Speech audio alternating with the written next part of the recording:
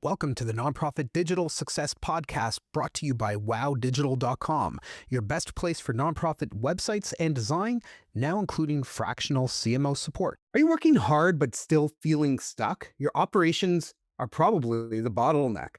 Jeremy Haas breaks down how better systems automation and financial clarity can unlock growth and protect donor trust. So stay tuned and let's fix what's slowing you down.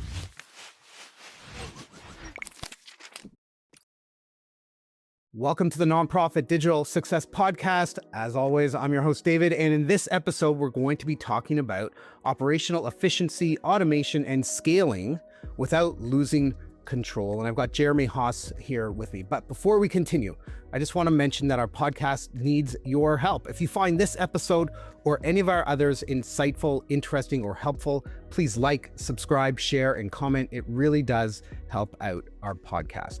Jeremy Haas is the founder of Prefix Ops, turned a failed startup into operations obsession. He now helps founders install systems, automation, and get financial clarity to scale aggressively without losing control. Jeremy, I love the phrase operations obsession. It sounds like we're about to uncover some really, we'll call it uncomfortable truths.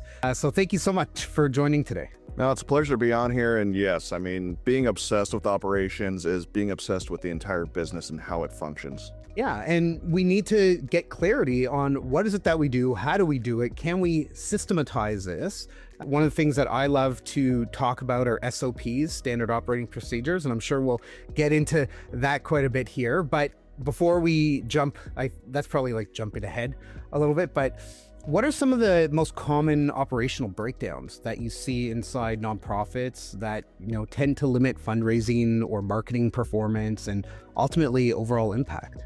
Yeah, I mean, with nonprofits, it's a unique world because generally speaking, your funding is tied to specific tasks and specific outcomes.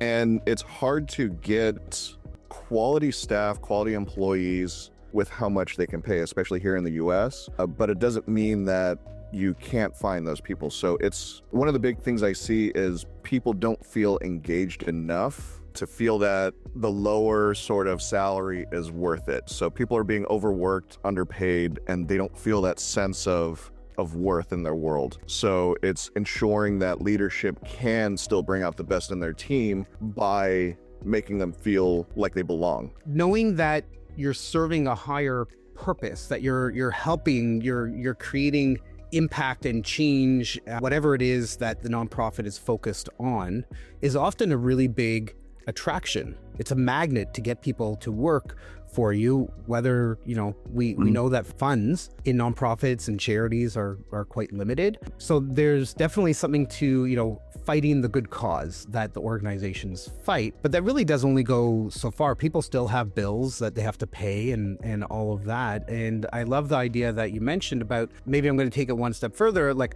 camaraderie, feeling like you're a part of the bigger picture, that you have impact, that your opinions can help shape the organization or help more than they could if you worked for, let's say, a Fortune 500. Yeah, I mean, that's the perfect thing to say. And one thing I typically see with nonprofits, and I've been around a handful of them, been involved with a lot, and a lot of them become very bureaucratic and sort of follow this hierarchy where I understand executive directors, the leadership, they're the face of it. They're working with donors and everything to get the funding. Some of the best nonprofits that execute very well, especially on the camaraderie side, are very flat organizations. So everyone has a voice and the leadership is willing to listen and implement what they're talking about. So if a lowly employee, Jeremy, comes in and it's his first day and he has a great idea, a good leadership team will actually listen to them, not be like, hey, learn your lane first and understand what you're doing, then maybe we'll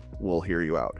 That's what happens a lot of times. But if you listen to your team, you'll be surprised how many great ideas they have to further the mission, because people join nonprofits not for the money, they join for the mission of what you're trying to do. 100%.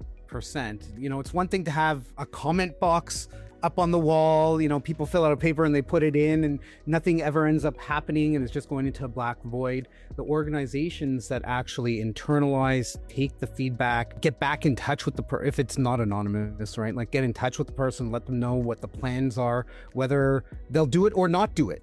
right? But the fact that they even just listened and took a few moments to think about the insight, the idea, right? It goes a long way. Yeah, I mean, there's so much penny pinching that you have to do with a nonprofit.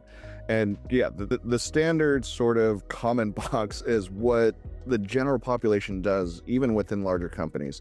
But there's usually no outlet to receive feedback for the leadership team. And at the same time, employees don't feel that they are safe enough to bring up something that's wrong. It's like, hey, our computers are really old. Can we get some new computers? And a lot of times those people are demonized, not just within nonprofits, but just in general. And just being around the tech world, just being able to empower your team, that's something I see so much with tech founders that it needs to be brought over into the nonprofit world. So that way, again, we all love making money. We all love profits. Like there's no doubt about that. But again, the nonprofit world, you are serving a higher purpose here.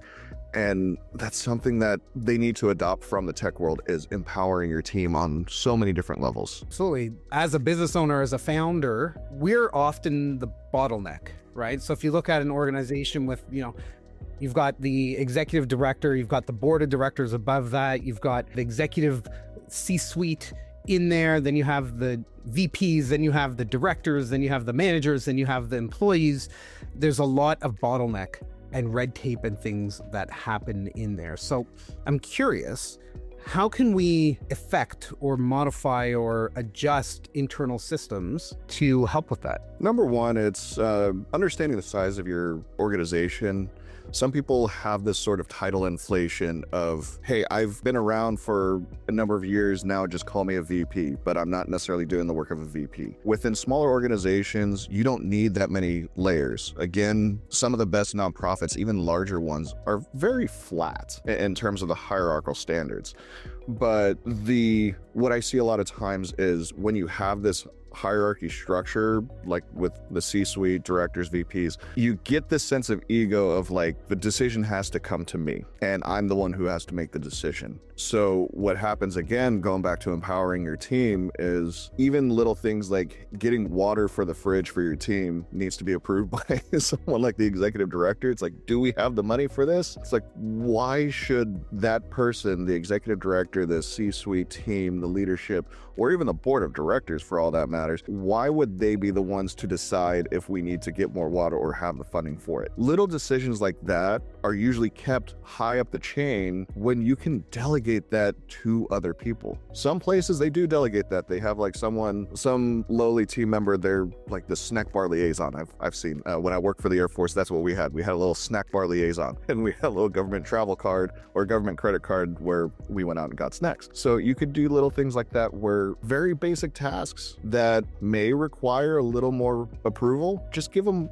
a set approval to say, hey, anything under $100, go ahead and get. It speeds up time to execution, it gives you more efficiency, and it doesn't bother the executive team with some stupid decisions. And that's what happens a lot of times. You're waiting on the executives, you're waiting on your leadership because they have so many decisions to make, and most of them are things that can be delegated down. Absolutely. So when we think about internal systems, how could those be used to improve donor trust, retention, and lead to long-term donation and funding growth? Yeah, so I mean, you can use and leverage simple automations. Again, setting thresholds for certain dollar amounts, saying, hey, if it's over this dollar amount, the next person up has to approve it. You can set up a system where it's like, hey, we're getting, again, using the water example, we're getting water for the fridge. It's less than $100. You put it in the system, say, go ahead and go do it yourself. Hey, it's over $100. Go ask your supervisor for approval. Hey, it's like $1,000 for whatever reason. Now you go involve the next level. But this way you have that sort of track of what you're doing. You're still logging the expense, but now everything is speed to execution, and those simple automations can notify the next person up like, hey, approve this or deny this. And then you can have that report that you can send to donors and say, look, here's where your money is going, here's how it's being spent, and here's some things that we could even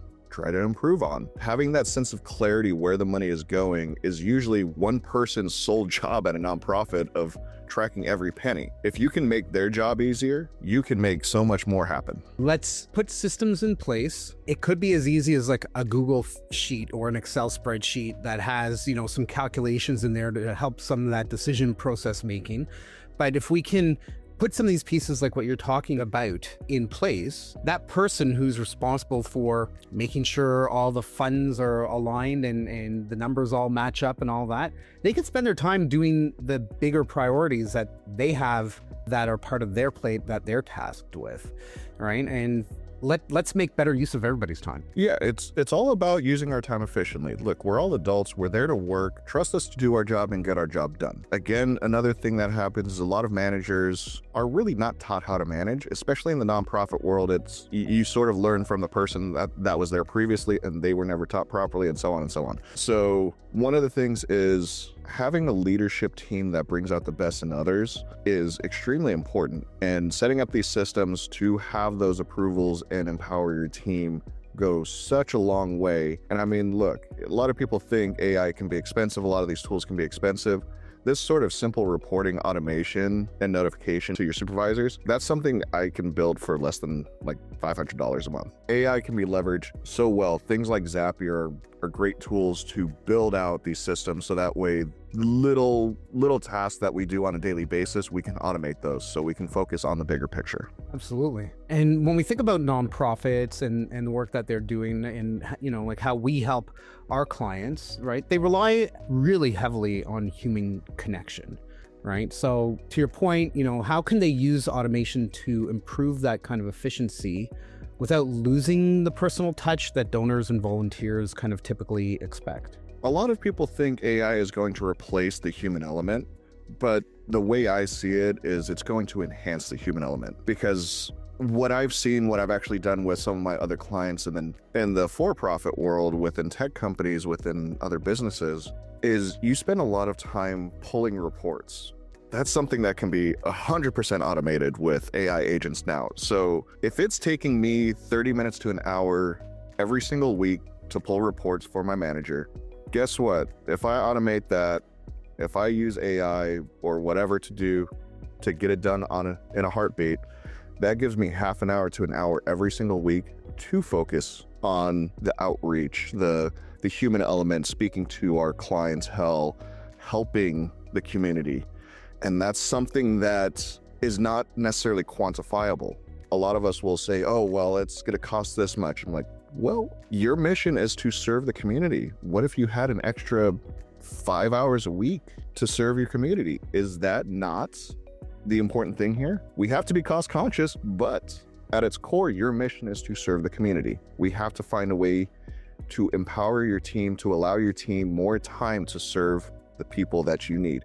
And the donors will be happy in the long run because they'll see a lot more efficiency. You don't need to hire 20 people to do simple reporting, simple admin stuff. You can have one, maybe two people handle that admin side and then focus the rest of the money on what actually matters. So a couple little caveats that I want to mention for everybody listening is we need to be careful what it is that we're giving AI access to, right? So you don't necessarily want to give it access to all of your donor information without anonymizing it, right? So you could run a report in your system, say remove everybody's names from it, maybe apply ID numbers or something like that instead.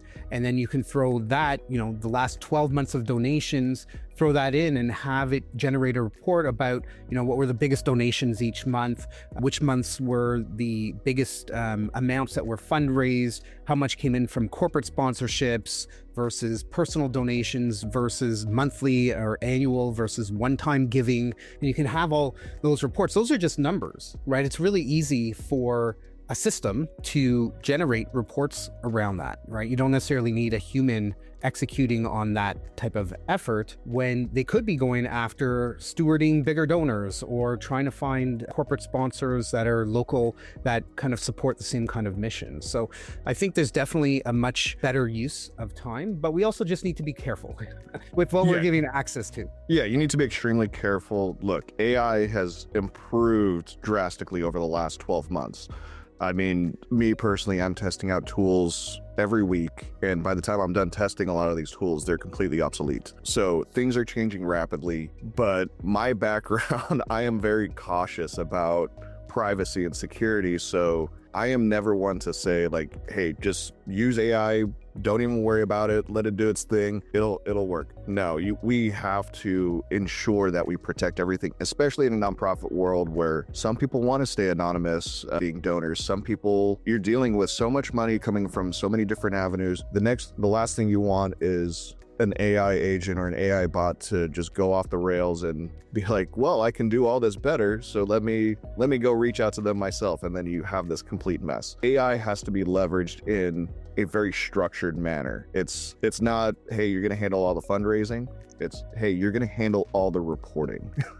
So you have to be very careful how you implement it, and that's what people like me focus on. And even from, marketing and communication standpoint, if you can leverage AI to create custom email journey sequences for donors that fall within this range, and it can generate, I'm going to call it a draft of the content. You always need a human to review it before you send it out. There will be mistakes. AI likes to hallucinate. It likes to make stuff up. So, just be, again, cautious with it, but you can have it do probably 80% of it, maybe more. And just, the final review is done by the team or the person responsible for it. Yeah, I completely agree with you there. So if a nonprofit leader or somebody even in a nonprofit is feeling overwhelmed by CRM, spreadsheets, email tools, grant tracking systems, what's the first step that they should take to try to sort things out and clean things up? I mean, obviously call someone like me, because a lot of times we get so overwhelmed, especially as leadership, we get overwhelmed with the millions and millions of things we have to do. So one of the first things I always do is play therapist and sort of like, hey, take a step back, calm down, take a breath. If you try to tackle it yourself in this frantic state, you're going to make a lot of bad decisions. I've done it. My first startup, I made so many bad decisions. And so calling someone like me to kind of help you take a step back, have this outside view of everything, and then we can build a roadmap to automate or make it more efficient. Again, is the answer delegating to someone else to handle all of this? Is the answer leveraging AI to automate it? We don't know. Everyone, every organization is different. So someone like me, someone who knows what they're doing in this sort of world, in this chaos, they will ensure that you get a holistic view of your operations to ensure that you're getting what you need.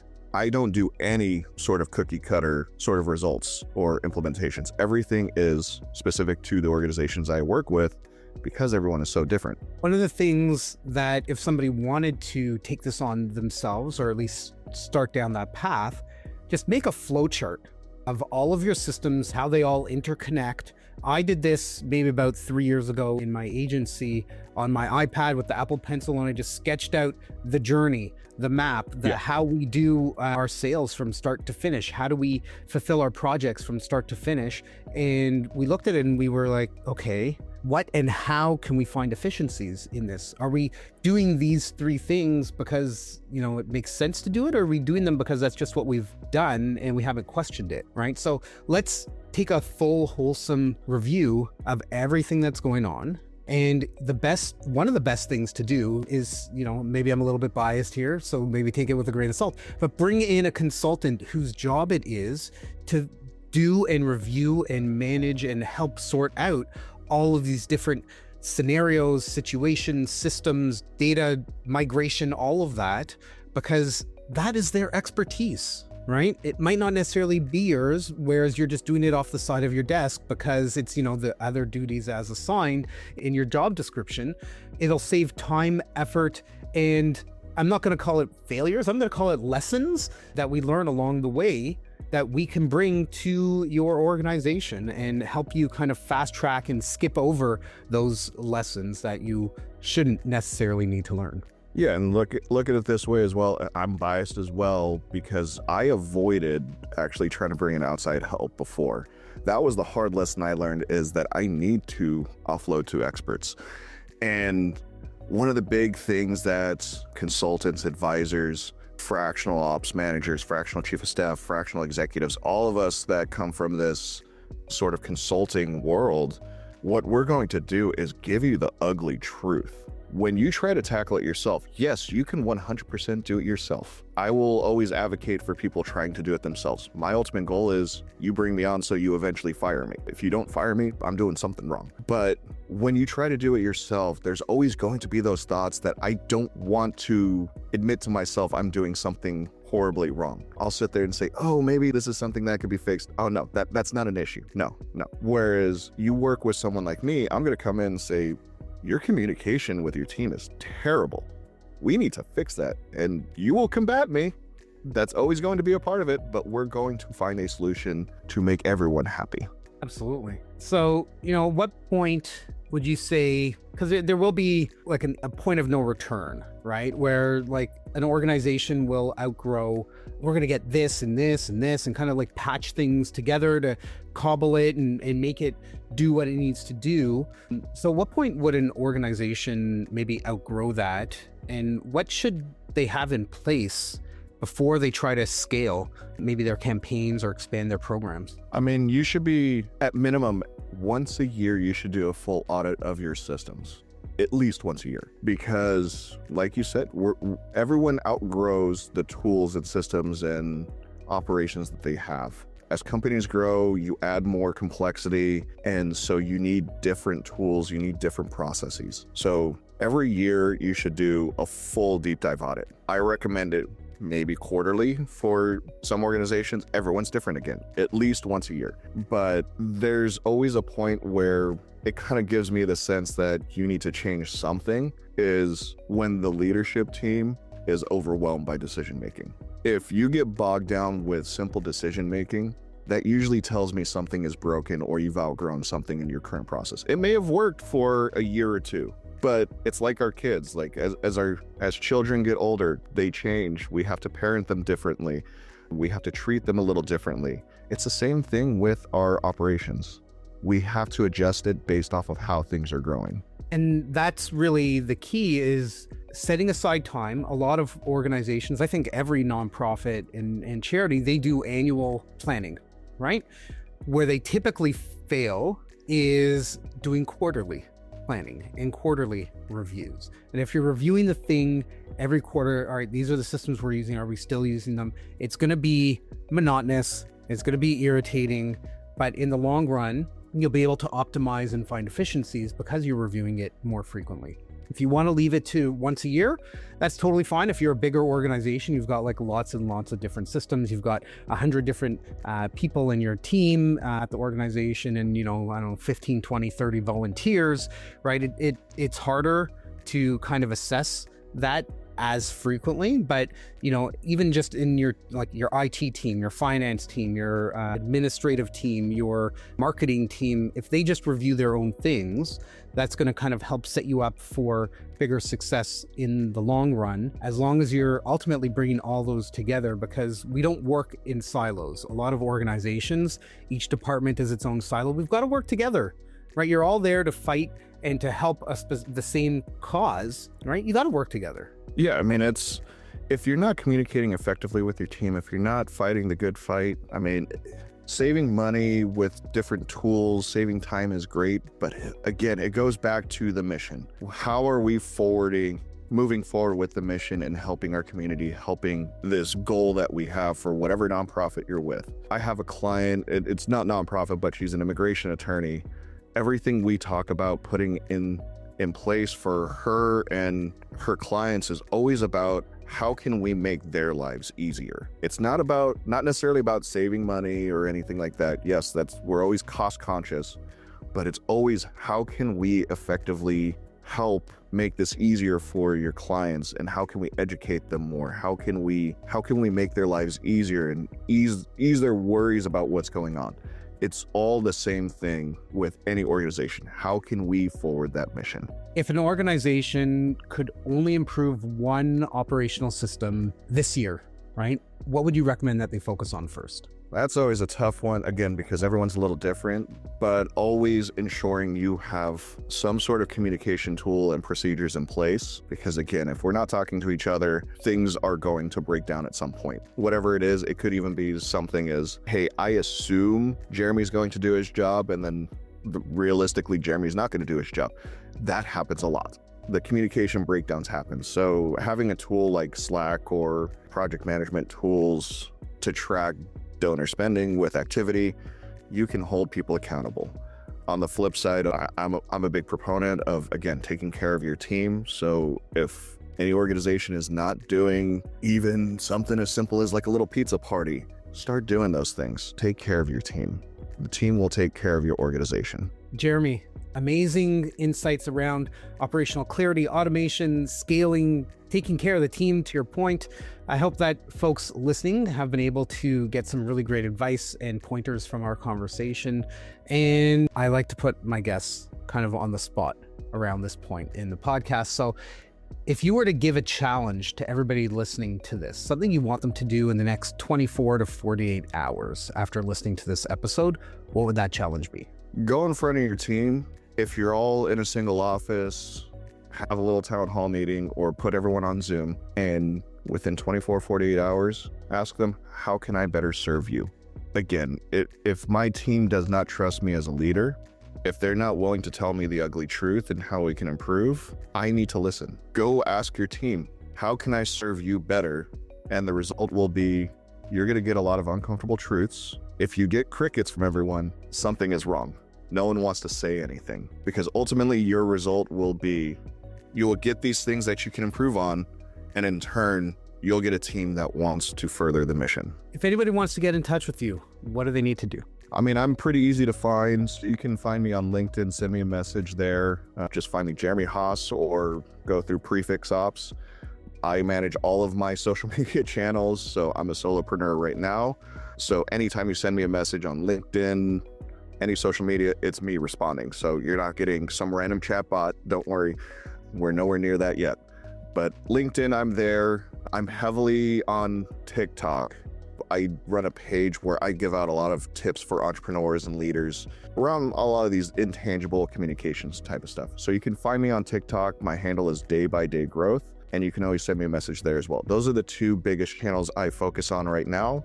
But if you can find me on Instagram and Facebook, feel free to connect me with me there as well. I don't mind at all.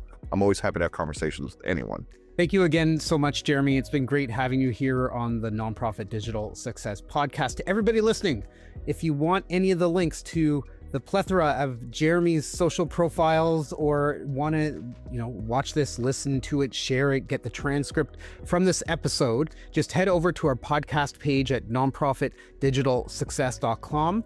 Click on this episode for all the details. And until next time, keep on being successful.